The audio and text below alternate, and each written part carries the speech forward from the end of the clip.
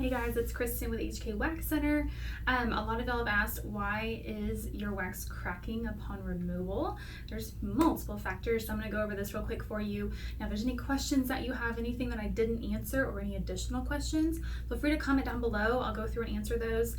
You can like, subscribe. I'm on Instagram, Facebook, and if you are on Facebook, don't forget to check out Wax Club. It's for professionals only, so estheticians, cosmetologists, and students, you are all welcome. Okay, but why is your wax cracking upon removal? First thing, get a high quality hard wax. If you watched any of my videos, you know that this is my #1. Invest in a high quality hard wax. I myself use mermaid wax, but do your research. That will absolutely save your life, because if you're using something like some cheap, wax from China or something like that, I don't know, it's not going to perform well at all, no matter what you do. So get a high quality hard wax. I promise that will help. The thickness of your strip. Now this really depends. Obviously every hard wax is different. It's not just one, instructions for one fit all.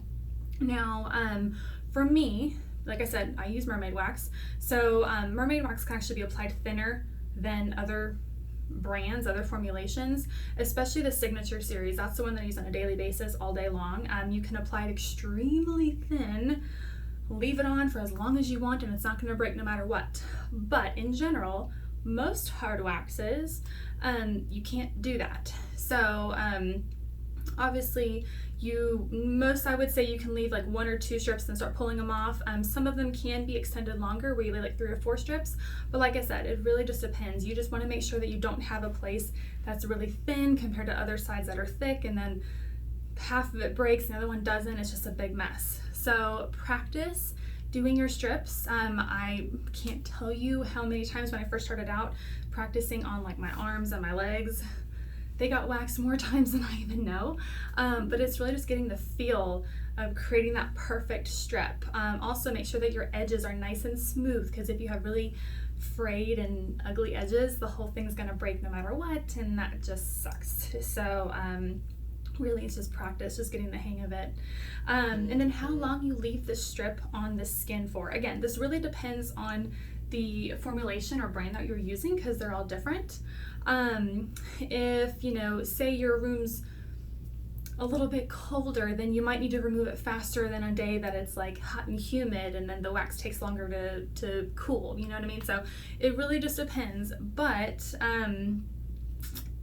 like I said, depending on the formulation, with the Signature series, I can leave that sucker on there all day long and it doesn't matter. Now the Pro series, that ones are quick cooling, so you can't leave it as long as the Signature series. But like I said, other companies, stuff like that, they're all different. So it's really just about practicing, getting the feel for the wax that you're using, and seeing when that sweet spot is of when it's cooled and it suction cups the hair, and when it gets too cool and then it starts to break. So really play with that temperature. Now, along the lines of temperature, the temperature in your room is huge. I myself recommend getting a little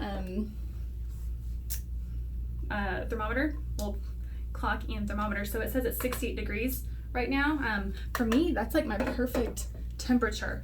If it's warmer than that, like 69 is fine, but once I hit 70 or higher, my whole day is going to be a little frustrating, because the wax is going to take longer to cool than it normally would. If it's too much lower than that, like 66, 65, I gotta remove the wax strip sooner, because it's getting too cool now. So like I said, 68 is like my happy point.